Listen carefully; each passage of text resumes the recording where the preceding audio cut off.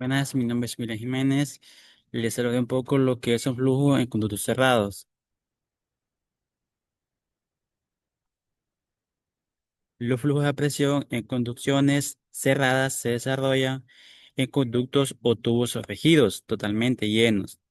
Las diferencias de presión en un tubo con flujo forzado mantienen al fluido en movimiento independientemente de que el trazado de la conducción sea horizontal, descendente o ascendente. Comprender el comportamiento del flujo en estos conductos implica el análisis de variables como la velocidad del fluido. Así mismo podemos mencionar que tendremos tres tipos, el cual sería laminar, turbulento y transicional. Esto dependerá mucho de la cantidad de ions que tengamos en el proceso.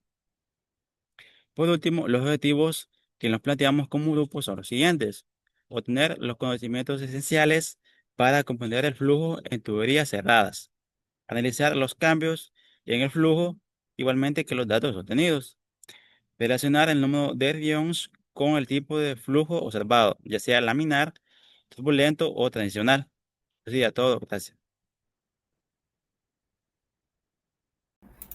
El flujo de fluidos en conductores cerrados es fundamental en ingeniería, ya que se rige por la presión como fuerza motriz. Su análisis se basa en la conservación de masa, cantidad de movimiento y energía, con aplicaciones en sistemas horizontales y verticales. Una de las herramientas conceptuales más utilizadas para este estudio es el tipo de flujo en el número de Reynolds. Este número adimensional se define como RE igual a densidad por B por D entre μ.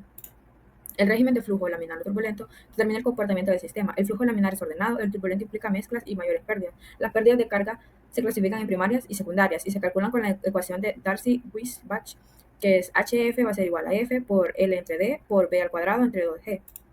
Mediante bancos hidráulicos con sensores y caudalímetros se determinan experimentalmente variables claves del flujo. Estos ensayos permiten analizar el régimen de pérdidas de carga y eficiencia. La información obtenida guía decisiones de diseño como selección de materiales, diámetro y accesorios, y valida modelos teóricos de práctica.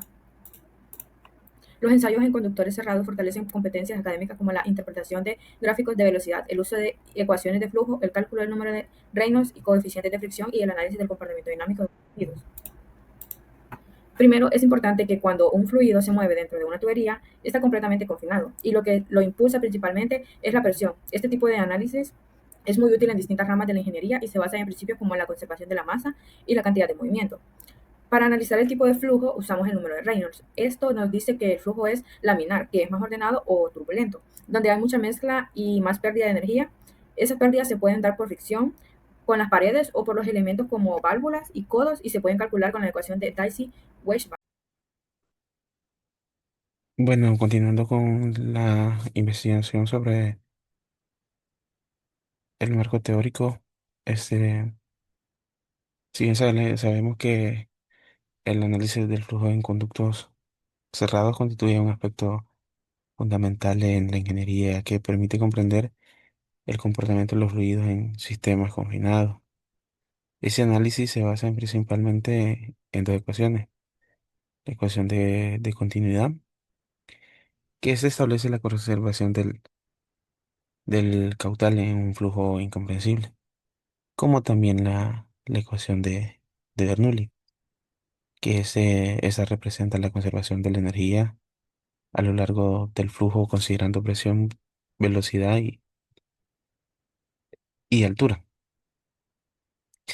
Esas herramientas teóricas tienen aplicaciones directas en sistemas de abastecimiento de agua, redes de climatización, transporte de combustibles y diversos procesos industriales.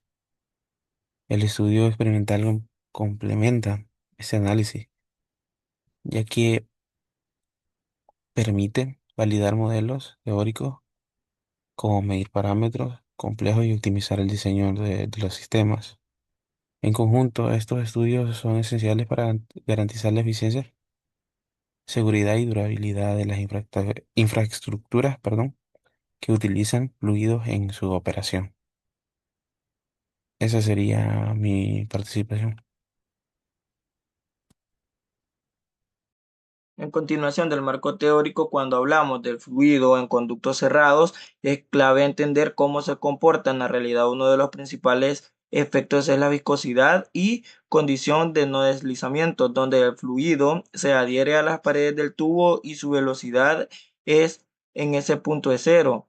En fluidos laminares como el flujo de POI-CUIE se puede calcular el caudal usando la fórmula específica válida solo para fluidos y conductos rectos, que es la que tenemos por acá.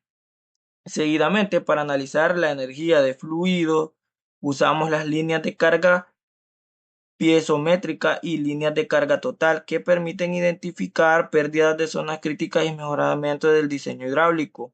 En el sistemas reales, dice, hay redes de tuberías en serie y paralelo donde podemos aplicar la conservación de masa y energía para calcular caudales y pérdidas de carga.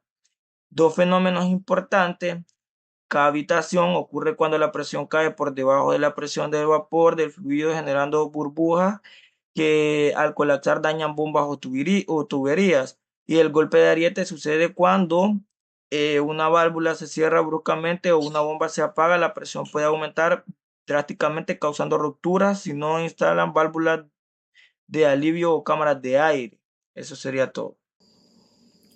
Vamos a pasar a la parte del desarrollo experimental. El equipo consta del depósito de colorante, otro depósito central y principal, una estructura de soporte y un tubo vertical interior de vidrio de 13 milímetros de diámetro. Del fondo del depósito de colorante sale un tubo conductor del mismo, alojado en el depósito central y que termina en un capilar de inyección de 3.7 milímetros de diámetro. Junto a la base de este pequeño depósito hay una válvula de aguja instalada en el tubo, con la que regularemos la cantidad de colorante. El extremo de la aguja penetra algo en la entrada del extremo superior del tubo de vidrio. Ahí se dispone una tobera de aristas redondeadas para facilitar el paso de agua.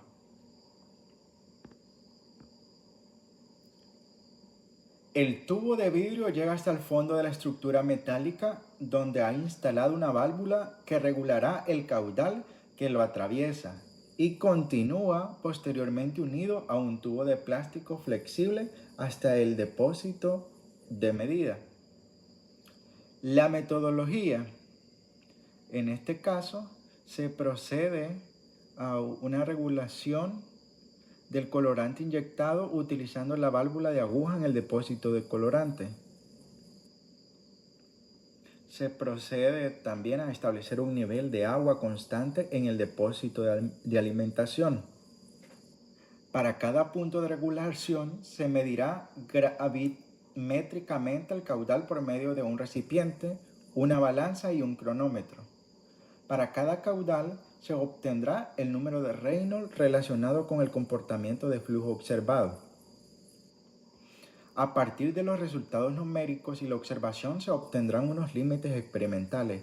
Para garantizar esas fluencias, este caudal debe de ser constante y basta para ello que el rebosadero actúe continuamente.